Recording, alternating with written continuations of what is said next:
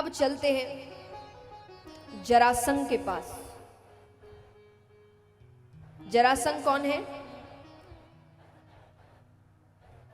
कंस के ससुर।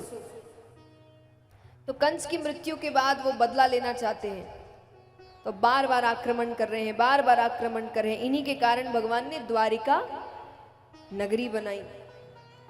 अब भगवान को लगा कि यहां पर मेरा नुकसान नहीं हो रहा, जरासंध का नुकसान नहीं हो रहा, नुकसान किसका हो रहा है? प्रजा का, सेना का। सेना में जो लोग बार बार युद्ध कर रहे हैं उसमें से कई मारे जा रहे हैं, कितने परिवार खत्म हो जा रहे हैं। भगवान कहे कि ऐसे तो नहीं चल सकता, और पापी है, मारना तो पड़ेगा। पापी वो बहुत था, पर उसके पाप का घड़ा नहीं भर रहा। क्यों नहीं भर रहा? कि वो दान बहुत करता था, दानी था वो। दान भी कैसा? सुबह उठते ही सबसे पहला काम उसका दान करना था। और दान भी कैसा? जो मांग लो वो मना नहीं करेगा। अगर उसके बस की चीज है तो वो मना नहीं करेगा। दान करने से कहते हैं आपके पाप कटते हैं। इसका मतलब ये नहीं कि आप आइडिया लगा लें कि ये अच्छा तरीका है, पाप करो दान करो, पाप करो दान करो। नहीं, ऐसा नहीं है। दंड तो मिलेगा, और वो ज्यादा भयानक दंड होता है। मैं हमेशा कहती हूँ, बच्चे ये खास करके समझते होंगे कि माँ बाप आपकी छोटी छोटी गलतियों पर डांट दे, वो ज्यादा अच्छा है, ना कि 10 गलतियों के लिए एक साथ डांट पड़े, क्योंकि वो डांट ज्यादा भयानक होती है। और छोटी छोटी गलती के लिए चुटपुट चुटपुट डांट पड़ जाए चलता है, लेकिन वही वो एक बार कुछ नहीं बोल रहे, 2 बार 3 बार, वो एक साथ जब, तब तकलीफ ज्यादा होती है। तो भगवान का भी यही है। तो जब आप ऐसे करते हैं ना, तो हो सकता है कि शुरुआती दौर में आपको दान की वजह से थोड़ी सी सुरक्षा मिल जाए, पाप कट जाए, लेकिन जब फिर भगवान दंड देने पर आते हैं तो अच्छा खासा दंड देते हैं। तो वो दान बहुत करता था। तो भगवान को क्या करना है? भगवान को उससे मल्ल युद्ध करना है, एक एक दोनों, बस सेना बीच में नहीं आएगी। अब भगवान को लग रहा माने ना माने, तो भगवान ने दान का सहारा लिया कि मैं दान के माध्यम से उससे वचन ले लूंगा कि मुझे कुछ सामान नहीं चाहिए, मुझे ये वचन चाहिए। तो उसको मानना पड़ेगा, क्योंकि वो मना नहीं करता है। ये उसकी खासियत है कि वो मना किसी को नहीं करता, लेकिन दान वो केवल ब्राह्मणों को करता है। ये सब क्षत्रिय हैं। तो भगवान पांडवों के साथ ब्राह्मणों का रूप बनाकर जाते हैं। अर्जुन गए भगवान के साथ, भीम गए भगवान के साथ। अब वो गए तो पहले तो वो अपने हिसाब से ही चीजें दे, फल दे, वस्त्र दे। भगवान ने कहा ये नहीं चाहिए। बोले बताओ क्या चाहिए?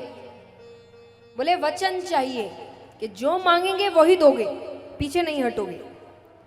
उसने कहा वचन की जरूरत नहीं है, आपको जो मांगना है मांगिए। भगवान कहते हमें वचन चाहिए। अरे बोले वचन का क्या करोगे? चलो मैंने वचन दिया, लेकिन फिर भी वचन का क्या करोगे? क्योंकि तुम ज्यादा से ज्यादा मुझसे क्या मांगोगे? एक राजा के पास सबसे ज्यादा क्या है? राज्य, उसी में सब कुछ आता है।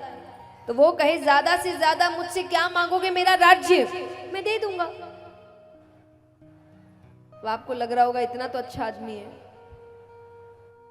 इसकी दूसरी लाइन दर्शाती है ये असल में है कैसा। वो कहे ज्यादा से ज्यादा मुझसे क्या मांगोगे? मेरा राज्य मैं दे दूंगा, क्योंकि मुझे मेरी शक्ति पर इतना भरोसा है कि सुबह तुमको राज्य देकर शाम को युद्ध करके वापस ले लूंगा।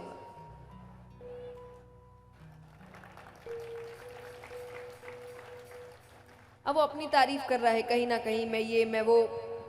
अब अर्जुन अगर खड़े हैं, वो भी भगवान के साथ, उनको तो सहन ना हो कि भगवान के होते हुए तारीफ किसी और की हो रही है। अर्जुन को क्रोध आ गया। तो क्रोध में आकर उन्होंने कहा जितना कहा जाए उतना ही करो।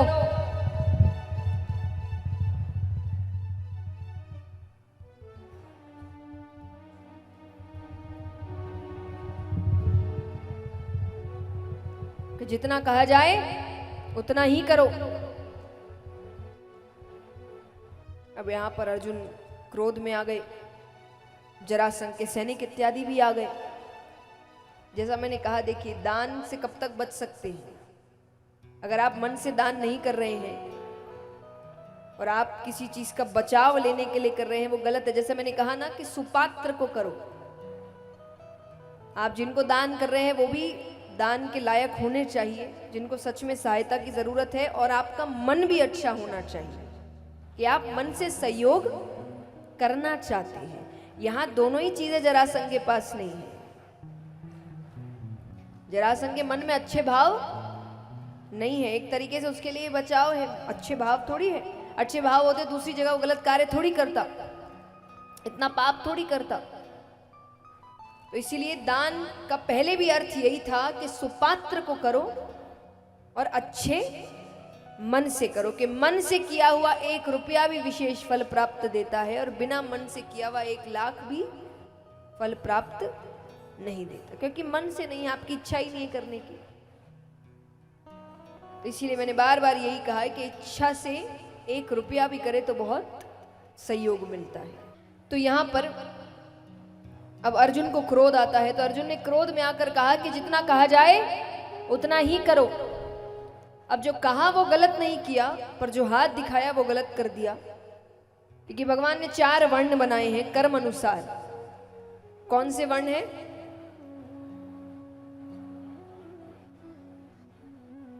ब्राह्मण, क्षत्रिय, वैश्य, शूद्र। कार्य क्या थे? ब्राह्मणों का कार्य क्या था? वह है शिक्षा। गुरुकुल में जितने भी शिक्षक थे वो सब, इसीलिए उनको इतना उच्च स्थान दिया गया कि आपके गुरु सबसे ऊपर होते हैं। जो आपको शिक्षा देते हैं उनका सबसे ऊंचा स्थान होता है। क्षत्रिय का कार्य था युद्ध करना, राजा बनना। वैश्य का कार्य था व्यापार करना, और शूद्र का कार्य था सेवा करना। अब ये चारों वर्ण में ये नहीं था कि एक ही तरफ है, इनका कार्य था। जैसे ब्राह्मण है, उनका कार्य है कि शिक्षा की कमी कहीं नहीं होनी चाहिए, पूरे समाज में सब शिक्षित होने चाहिए। क्षत्रिय का कार्य था कि सबकी रक्षा होनी चाहिए। वो रक्षा देखकर नहीं करते थे, इसकी करना है उसकी नहीं करना है, यानी वो सिर्फ अपने लिए काम नहीं करते थे, सब सबके लिए काम करते थे। तो क्षत्रिय का कार्य था सबकी रक्षा होने चाहिए। वैश्य का क्या कार्य था कि धन का संचार हर जगह अच्छे से होना चाहिए, किसी के पास धन की कमी नहीं होनी चाहिए। और शूद्र का कार्य था सेवा सबकी होनी चाहिए। तो इस प्रकार भगवान ने वर्ण की शुरुआत करी थी। अब पहले लोग अपना अपना कार्य करते थे, समय समय की बात है। तो जब शुरू हुआ नियम अनुसार सब अपना अपना करते थे। तो क्षत्रिय युद्ध करते थे, बाकी कोई भी युद्ध नहीं करता था। तब क्षत्रिय जो बाण चलाते हैं तो प्रत्यंचा चढ़ाते हैं, उस चक्कर में हर क्षत्रिय के अंगूठे पर एक निशान होता है। तो जब अर्जुन ने हाथ दिखाया तो जरासंध की नजर उसके अंगूठे पर पड़ी। वो खुद भी एक क्षत्रिय है, वो पहचान गया। वो कहे तुम ब्राह्मण नहीं हो, तुम तो क्षत्रिय हो। ये देखकर सेना आ गई। अब उनको लग रहा है बहरूपी आए हैं, कौन है, आक्रमण कर दे, कुछ भी हो जाए। तो पूरी सेना आ गई। जरासंध कहे सामने आ जाओ वरना मुझसे बुरा कोई नहीं होगा, कौन हो तुम सब? भगवान कहे अच्छा खासा सब चल रहा था, सब अपने असली रूप में आए। जरासंध कहे कृष्ण क्या काम है तुम्हें? भगवान कहते युद्ध करना है, पर मल्ल युद्ध, सिर्फ मैं और तुम, सेना बीच में नहीं आएगी। वो कहे तो ये बात सीधे सीधे आके कह देते तो मैं मना कर देता क्या? अब देखिए लोग खड़े हैं तो उसको तो मौका मिल गया भगवान को नीचा दिखाने का। तो वो जोर जोर से हंसते हुए कहे पर क्या करें, इसको कोई काम सीधा करने की आदत जो नहीं है, इसने हर काम टेढ़े करे। जन्म कब लिया? मध्य रात्रि में। सबकी नींद खराब करी। थोड़ी देर रुक जाते, सुबह हो जाती, पर मध्य रात्रि में जन्म लिया। कहां लिया? कारागार, जेल में जन्म लेने की जगह है। खड़े टेढ़े होते हो, बंसी टेढ़ी रखते हो, मुकुट टेढ़ा रखते हो, काम टेढ़े करते हो, खुद का नाम भी ऐसा रखा है जिसको कहने में जीभ को टेढ़ा करना पड़े, कृष्ण। अर्जुन कहे इसीलिए कहा जाता है टेढ़े आदमी के साथ नहीं लगना चाहिए। भगवान कहते मेरी तारीफ हो गई तो युद्ध करे। जरासंध कहे तुमसे नहीं करूंगा, तो फिर किससे करोगे? बोले भीम से करूंगा। मुझे सिर्फ भीम मेरे सामने खड़े रहने लायक लगता है, तुम में से तो कोई मेरे सामने खड़े रहने लायक नहीं। ये भी कॉन्फिडेंस है भाई, भगवान के सामने कह इतनी बड़ी बात कह रहा है। पर भगवान के लिए चलो अच्छा है, मैं तुम्हें अपने हाथ से मारना भी नहीं चाहता था, क्योंकि जिसे मैं मारता हूं वो मेरे धाम जाता है, और तुम्हारे जैसा पापी मेरे धाम जाना नहीं चाहिए। तो भीम के साथ युद्ध शुरू हुआ। अब भगवान को लगा कि हो जाएगा, मर जाएगा, पर नहीं हुआ। 27 दिन तक युद्ध चला और उसको खरोच नहीं आ रही। अब इसके पीछे कारण है। बृहदवीथ नामक एक राजा थे, उनकी 2 रानियां, पर एक भी संतान नहीं। तो उनके राज्य में एक बार संत आए, तो वो उनकी सेवा करने उनकी कुटिया में ही जाते हैं, अच्छे से सेवा करिए। अब वो जाने लगे तो उन्होंने कहा कि कुछ वरदान चाहिए। वो कहे संतान चाहिए, बस संतान नहीं है मेरे पास। उन्होंने एक फल दिया। अब संतों को नहीं पता इसकी 2 रानियां हैं, वो अकेले कुटिया में आया था, तो उन्होंने एक फल दिया, पत्नी को खिला देना। उन्होंने पत्नी को फल दिया, दोनों पत्नी ने आधे आधे फल खाए। 9 महीने बाद दोनों को बालक हुआ, आधा आधा, यानी एक ही बालक हुआ, पर एक हिस्सा एक को हुआ और एक हिस्सा मरा हुआ बालक हुआ। अब रात्रि में हुआ तो राजा को लगा कि ये खबर प्रजा तक चली गई तो प्रजा डर जाएगी कि ये क्या हो गया। तो उसने रातों रात वो 2 हिस्से जंगल में फेंक दिए। जंगल में जरा नामक एक मायावी राक्षसी थी, उसने हिस्सों को पकड़ा और वो दोनों हिस्सों को जोड़ देती है। जोड़ते ही उसमें प्राण आ जाते हैं। प्राण आते ही इसीलिए नाम पड़ा जरा संघ। जरा नामक राक्षसी ने हिस्सों का संघ किया तो नाम पड़ा जरा संघ। अब यानी बीच का हिस्सा कमजोर है, वापस से अलग हो सकता है, बाकी उसको कहीं कुछ भी करो उसे खरोच भी नहीं आने वाली।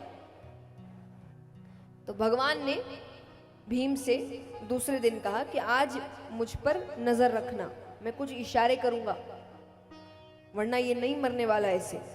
भीम ने कहा ठीक है, पर भीम भूल गए, युद्ध में लग गए, भूल गए। अब भगवान को लग रहा है सूर्यास्त होने वाला है, फिर से आज का दिन खत्म हो जाएगा।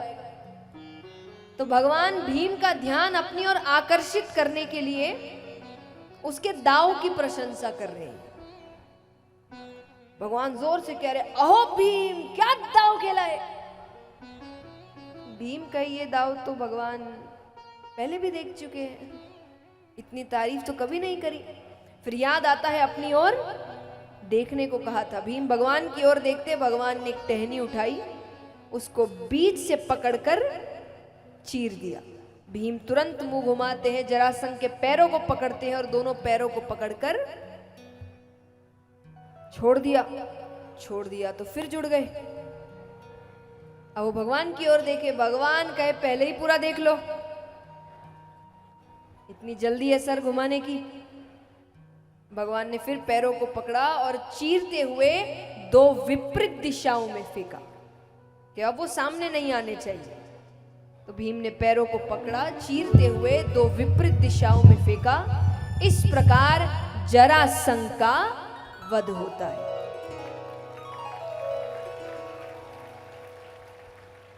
अब इस प्रसंग में समझाया गया है कि भगवान रास्ता दिखाते हैं, सबको दिखाते हैं। समझने वाला होना चाहिए, मानने वाला होना चाहिए। देखिए भीम, भगवान ने भीम को समझाया क्या करना है। अगर भीम मना कर देते कि मैं नहीं मानूंगा, 27 दिन लगे ना, 10 दिन और लगेंगे, अपनी ताकत से करूंगा, भगवान कुछ कर लेते। पर भीम ने भगवान की बात मानी तो जीत गए। तो भगवान ऐसे आपको भी रास्ते दिखाते हैं, पर मनुष्य अपनी होशियारी लगाता है। पर असलियत तो यही है कि भगवान जो सोचते हैं वही होता है। इसलिए रास्ता भगवान सबको दिखाते कि किसी का हक नहीं मारना। भगवान तो और कहते हैं कि जितना हो सके उतना सहयोग करो। मैं हमेशा कहती हूं कि आप इस बात की चिंता मत करिए कि जब आप सहयोग करते हैं तो आपके यहां धन की कमी हो जाएगी। कई बार लोग कहते हैं ना कैसे कैसे दे दे, आपके धन की कमी नहीं होगी। क्यों? कारण है कि भगवान किसी का उपकार नहीं रखते। सहयोग करने वाला भी देखिए मनुष्य तो मनुष्य है, पता चला ऊपर जाकर भगवान पर उपकार दे देगा कि मैंने इतना इतना काम किया, इतना इतना सहयोग किया। भगवान जवाब में देंगे मैंने भी इतना इतना वापस कर दिया था, तुमने जितना दिया उससे डबल मैंने तुम्हें वापस किया था। भगवान ऐसे काम करते हैं, भगवान किसी का उपकार नहीं रखते। आप जितना भी सहयोग करें उसकी वापसी आपको मिलती है, भगवान देते हैं। और मैं निवेदन करूंगी, आज विराम दिवस है, जितनों से हो सके जरूर सहयोग करें उन दिव्यांगों के लिए। कि कथा, जैसा मैंने पहले दिन भी कहा था कि धर्म की कथा है, और सबसे सुंदर बात है कि सेवा का कार्य और जुड़ा है। और आपने 7 दिन की कथा सुनी है, तो कथा का पुण्य तो आपको मिला ही है, पर साथ ही साथ सेवा का पुण्य भी मिले। तो जितने चाहे स्थानीय भक्त हो जो टीवी के माध्यम से देख रहे हैं, जरूर सहयोग करें। वो अपनी सहायता खुद नहीं कर सकते, और तभी ऐसी स्थिति में है तो हमारा कर्तव्य बनता है कि हमसे जितना हो सके। मैंने हमेशा कहा है 1 रुपया भी आप कर सकते हैं तो मायने रखता है, पर करिए जरूर।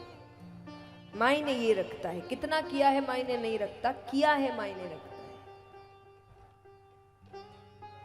तो यहां पर किसी का हक नहीं मारना, जितना हो उतना सहयोग करना। लेकिन जब किसी का हक मारते हैं तो अपने जीवन में दरिद्रता लिखते हैं।